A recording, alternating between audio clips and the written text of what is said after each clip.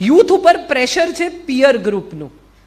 એ પહેલાં આપણે સમજવું પડે કે એમના જે મિત્રો છે, એમનું જે સર્કલ છે, એમની આસપાસ જે લોકો છે, એ લોકો અને આપણે એને જે રીતે ઉછેરીએ છીએ એમાં ફેર છે. કદાચ આપણા ઘરની અંદર આપણે એવો આગ્રહ રાખીએ છીએ કે આપણી સંસ્કૃતિ, આપણા રૂટ્સ, આપણું ભોજન, આપણી ભાષા, એ બહાર નીકળે છે ત્યારે એક આખી જુદી દુનિયા એની સામે ઊભી છે. ત્યાં હિન્દી બોલાય છે અથવા અંગ્રેજી બોલાય છે, ત્યાંથી શરૂ થાય છે. એના મિત્રો એને એવું કહે છે કે મમ્માઝ બોય, સિગરેટ નથી પીતો, અરે એ તો મમ્મીનો દીકરો છે, ગુડ બોય. બિયર નથી કે આખ્યો કોઈ દિવસ, અરે ગુડ બોય. હવે આ જે પ્રેશર છે એમાં એને લાગે છે કે જો હું આ લોકો સાથે ભળવા માંગુ, એક ફોમો ફિલિંગ છે, ફિયર ઓફ મિસિંગ આઉટ. હું જો આ લોકોની સાથે નહીં ભળું તો હું આ લોકોનો ભાગ નહીં બનું. જો આ લોકોનો ભાગ નહીં બનું તો એકલો રહી જઈશ, એકલી રહી જઈશ. સો ક્લોધિંગથી માંડીને, ફૂડ હેબિટ્સથી માંડીને, લાઈફસ્ટાઈલ સુધી એ બીજા લોકોને અડોપ્ટ કરે છે.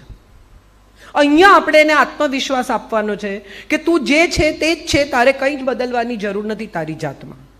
હું છેલ્લા 12 વર્ષથી કાંદા લસણ નથી ખાતી. હું દુનિયામાં જ્યાં જાઉં ત્યાં મને ખાવાનું મળી જ રહે છે. હું ક્યાંય ભૂખી નથી રહી, મને કોઈ તકલીફ નથી પડી. એનો અર્થ એમ થયો કે આમ તમે વિદેશ જાઓ તો નોનવેજ ખાવું જ, એવું કંઈ છે નહીં. આમ કરો તો આમ કરવું જ પડે, આવા કોઈ નિયમો ક્યાંય લાગુ પડતા જ નથી.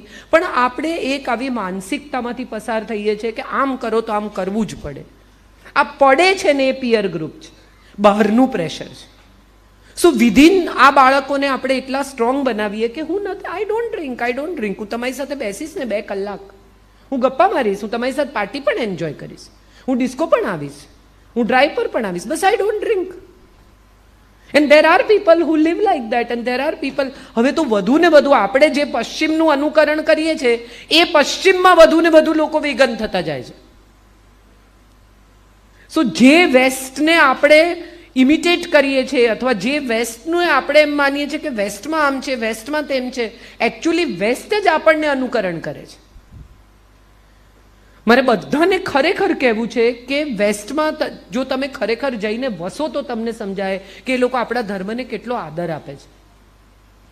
દે all respect our religions, they respect our gods, they respect our thought process. હાર્વર્ડમાં ગીતા ભણાવવામાં આવે છે, જૈન યુનિવર્સિટી છે,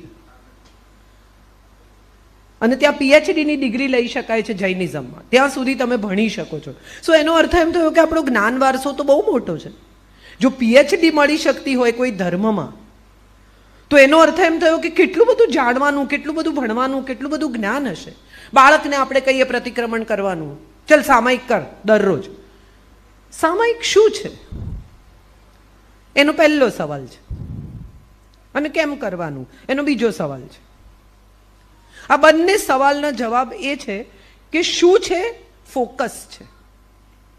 48 મિનિટ સુધી વિચાર વિહીન જગતના જીવોને નિર્ભય આપીને એક જગ્યાએ બેસી શકે છે, ફોન વગર, ટીવી વગર, રેડિયો વગર, તો તારી પાસે એક જબરજસ્ત શક્તિ આવશે ફોકસ કરવાની. સામયિક એટલા માટે છે કે તમે વિચાર કર્યા વગર માત્ર એક વસ્તુમાં, એક વિચારમાં, એક ચૈતન્યમાં ફોકસ કરો, તમારા વિધિન ફોકસ કરો, બહારની દુનિયાથી કપાઈને અંદર જુઓ. તમે કોઈ દિવસ એવો સવાલ પૂછો છો કે હું આટલી સ્વસ્થ કેમ છું અથવા હું આટલો સ્વસ્થ કેમ છું? તમે બીમાર પડો ત્યારે પૂછો છો કે હું બીમાર કેમ છું? આ હાથ છે, તમે રોજ ચેક કરો છો કે હાથ છે કે નહીં, પગ છે કે નહીં? પણ દુખવા માંડે તો કેવું યાદ આવે છે કે આ આપણા શરીરનું અંગ છે, હા કે ના? સો પેન થાય ત્યારે દાંત રોજ ગણો છો? દુખે ત્યારે કેવું યાદ આવે છે? દાંત.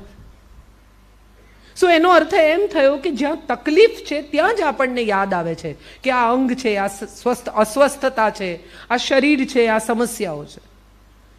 યુથ આપણા જીવનનો હિસ્સો છે, પણ આપણે એને સ્વસ્થતા છે માટે એને બહુ ગણકારતા નથી. એ બીમાર પડે, ડ્રગના રસ્તે ચડે, શરાબ પીવા માંડે, સટ્ટો કરવા માંડે, એ દિવસે યાદ આવે છે કે they need to be spoken to, એમની સાથે વાત કરવી જોઈએ.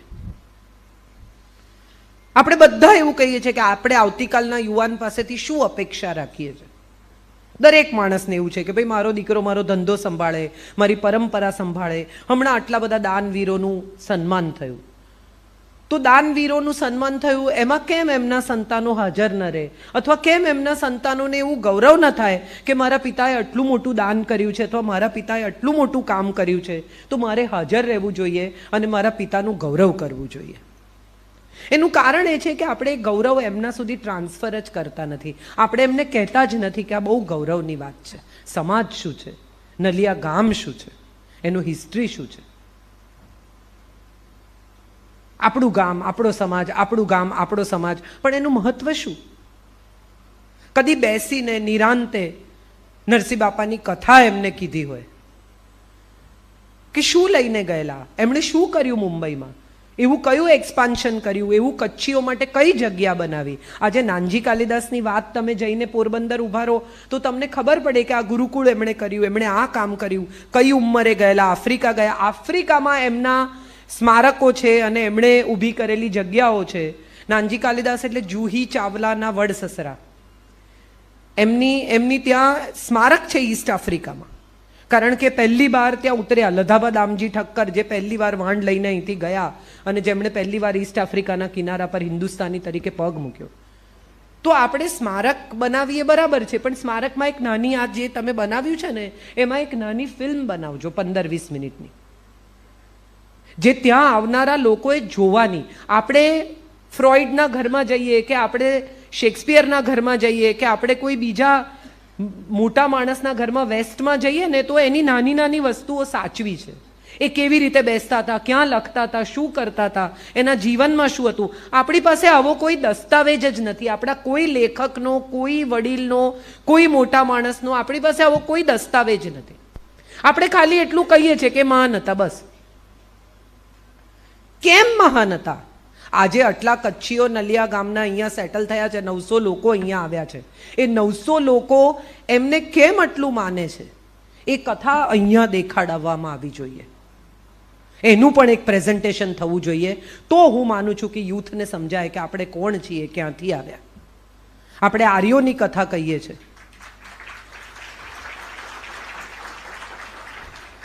આપણે કહીએ આર્યો આમથી આવ્યા, આમ થયું, અનાર્યો હતા, ફલાણું, દેવતાઓ, મહાભારત વાંચીએ, આ વાંચીએ. તો જૈન ગ્રંથોને પણ ક્યાંક કશેક વાંચવાની, એના વિશેની વાત થવી જોઈએ.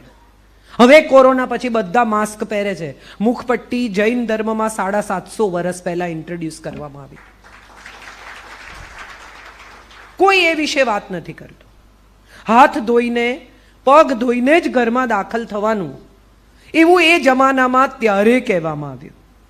હવે બધા એકદમ હેન્ડ વોશ ને ફલાણું ને 1 મિનિટ સુધી વોશ કરો ને એકદમ બધાને જ્ઞાન આવ્યું છે. આ જ્ઞાન તો તમે સૌને આજથી 750-800 વર્ષ પહેલા મળી ગયું છે. તો એ જ્ઞાન આપણા સંતાનોમાં આપણે કેવી રીતે ટ્રાન્સફર કરીશું? ચોમાસામાં કંદમૂળ નહીં ખાવાના, કેમ? તો કે ધર્મમાં લખ્યું છે. ધર્મમાં કેમ લખ્યું છે? ચાલો કહીએ આપણા બાળકોને. લીલોતરી કેમ નહીં ખાવાની? મહિનામાં 2 દિવસ શું કામ અમુક પ્રકારનું ભોજન કરવાનું? કેમ સાંજ પહેલા જમી લેવાનું? કેમ પ્રતિક્રમણ કરવાનું? કેમ મિચ્છામી દુક્કડમ કહેવાનું? મેં તમને હર્ટ કર્યા હોય તો હું તમારી માફી માંગુ છું. જો તમે તમારા સંતાનને સાચી રીતે મિચ્છામી દુક્કડમ કહેતા શીખવશો ને, તો જિંદગીમાં એના ડિવોર્સ નહીં થાય. કારણ કે એને સોરી કહેતા આવડી જશે. એકવાર સોરી કહેતા આવડી જશે તો જિંદગીમાં કોઈ દિવસ એને ક્યાંય પ્રશ્ન જ નહીં થાય. કારણ કે દિલ ખોલીને સોરી કહી શકશે કે ભાઈ મારી ભૂલ થઈ ગઈ, આઈ એમ સોરી. આપણે કરીએ છીએ શું? મા બાપ બાળક સાથે રમે ને કે વેરી ગુડ, તું ફર્સ્ટ થઈ ગયો, તું ફર્સ્ટ થઈ ગયો, તું ફર્સ્ટ થઈ ગયો. એને ફર્સ્ટ આવવાની ટેવ પડી ગઈ. હવે ફર્સ્ટ સિવાયનો કોઈ નંબર સ્વીકારવા તૈયાર નથી.